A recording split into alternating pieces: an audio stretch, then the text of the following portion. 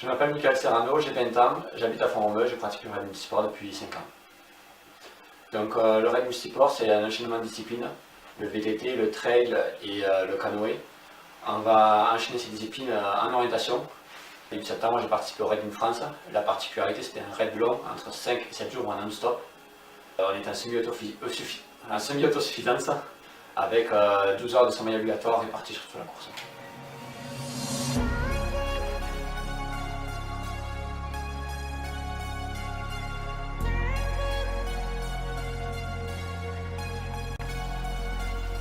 Alors, 3 jours avant l'épreuve, j'ai reçu un message comme quoi un membre de l'équipe s'était cassé le doigt. Il ne pouvait donc pas participer au Raid in France. Et j'aurais donc envoyé un message et c'est à partir de là que j'ai rejoint l'équipe.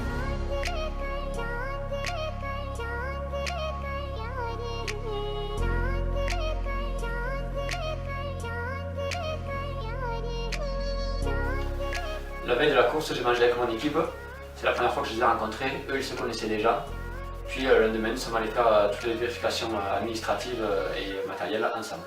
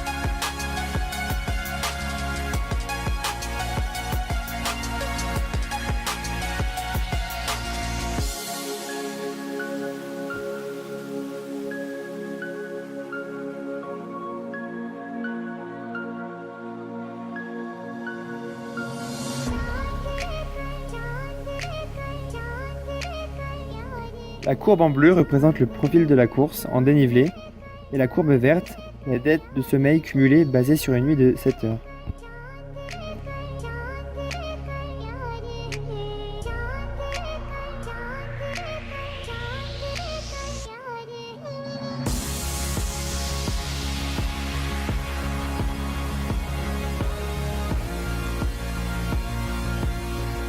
L'organisation de l'équipe s'est faite par rapport aux compétences personnelles de chaque membre de l'équipe.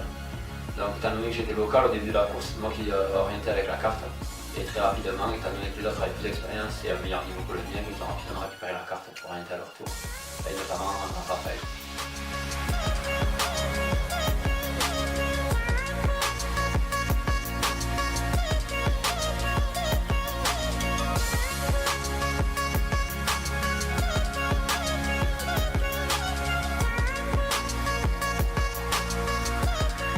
Lors de la première étape de TT, en fin de section, on devait passer une barrière horaire qui était située à Thuès pour faire le trek suivant. Elle était à 9 h. On devait faire encore une longue descente juste avant le lever du jour. Ça faisait 50 heures de course qu'on était en course, on n'avait pas trop dormi.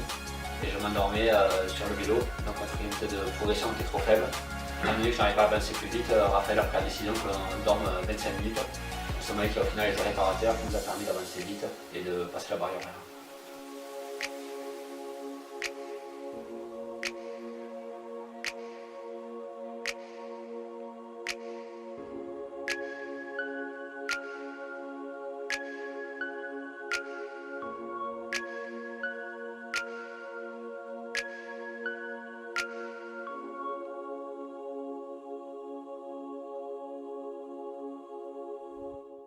Après 96 heures de course sur un trek, de nuit, nous avons décidé de dormir. Lors du bivouac, Raphaël a attrapé froid. Il est tombé malade, le lendemain matin, il n'était plus lucide. Et donc plus capable de tenir la carte et de prendre les décisions correctes. Avec Loïc, nous avons récupéré le leadership parce que Raphaël ne pouvait plus assumer. Et à la fin de la section, il a réussi à être en forme de nouveau, il a récupéré à nouveau les commandes.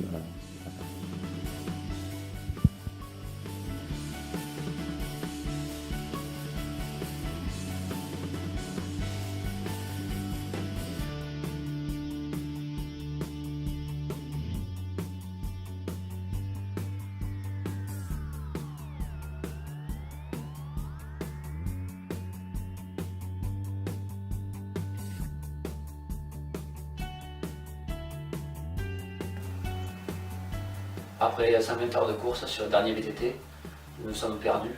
Une première fois, d'abord, c'est Raphaël qui orientait. J'étais malade, j'arrivais plus à suivre la carte. Loïc ne pouvait pas orienter de nuit, c'est Raphaël qui avait toute la responsabilité. Il ne savait plus où on était sur la carte. On s'est perdu ensuite une seconde fois en se trompant de crête. On a passé la nuit sur une crête à porter les vélos pour finir par dormir sur cette crête et attendre le lever du jour pour réussir à nous repérer à nouveau. C'est Loïc et Raphaël qui ont pris toutes les décisions, notamment Loïc au moment où Raphaël était un peu plus fatigué.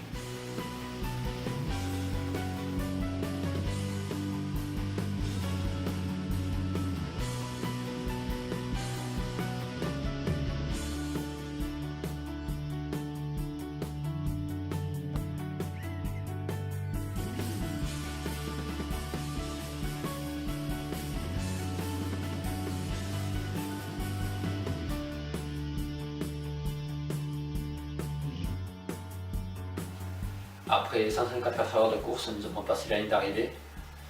Ce fut un grand moment de soulagement. Nous allions enfin pouvoir nous reposer. Nous avons mémoré tous les bons moments que nous avons vécu au cours de cette aventure.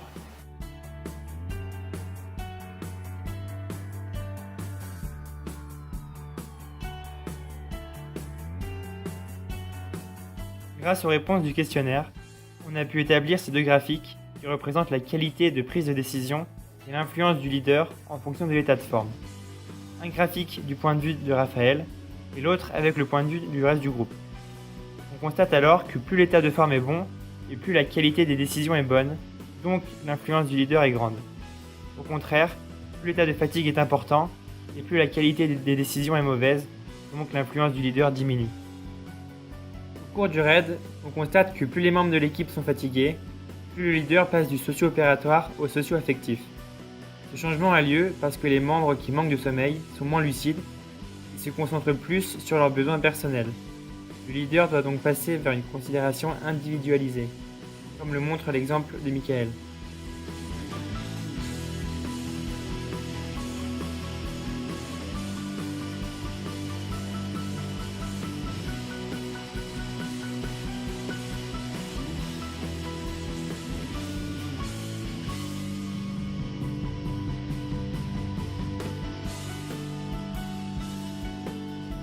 Dans une section VTT, nous sommes arrêtés pour manger. J'ai partagé mon repas lyophilisé avec Raphaël, alors que Loïc devait partager le sien avec Ludivine. Il n'était pas d'accord sur le choix du repas. Ludivine voulait manger un repas avec un lyophilisé avec la tartiflette, alors que Raphaël voulait en manger un avec des pâtes carbonara. Finalement, c'est Raphaël qui a dû choisir pour eux, pour éviter qu'ils écœurent entre eux. Il a opté pour le choix de Ludivine.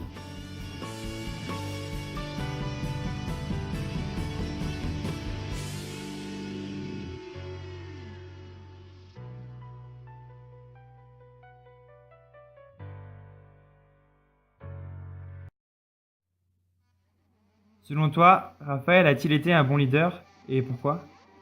Oui, je pense que Raphaël a été un bon leader parce qu'il a entretenu une bonne ambiance tout au long du raid dans l'équipe. Il a réussi à garder une relation amicale entre tous les membres. En plus, on a réussi l'objectif de finir le raid tous ensemble et en passant l'intégralité du parcours. Et aussi, on a réussi à approcher le top 10. Plus l'écart de niveau entre un membre du groupe et le leader est grand, et plus le leader sera directif. Au contraire, plus l'écart est faible et plus il sera participatif. On constate que Loïc, qui est expérimenté, voit Raphaël comme participatif et la stimulation intellectuelle est majoritairement utilisée entre les deux. Alors que Michael et Ludivine, qui sont un peu moins expérimentés, le voient un petit peu comme participatif, mais surtout directif. Les dimensions utilisées par Raphaël avec eux sont l'inspiration et la considération individualisée. Après la question « Les membres de mon équipe se sentent tous responsables des mauvaises performances ?» toute l'équipe considère que oui, à part Raphaël. Nous lui avons donc demandé par mail des explications. Après son mail, on peut donc voir qu'il a pris toute la responsabilité de l'équipe dans les bonnes et mauvaises situations. Il se considère comme celui qui va avoir la plus grande incidence dans la réussite des objectifs, donc le seul fautif en cas d'échec.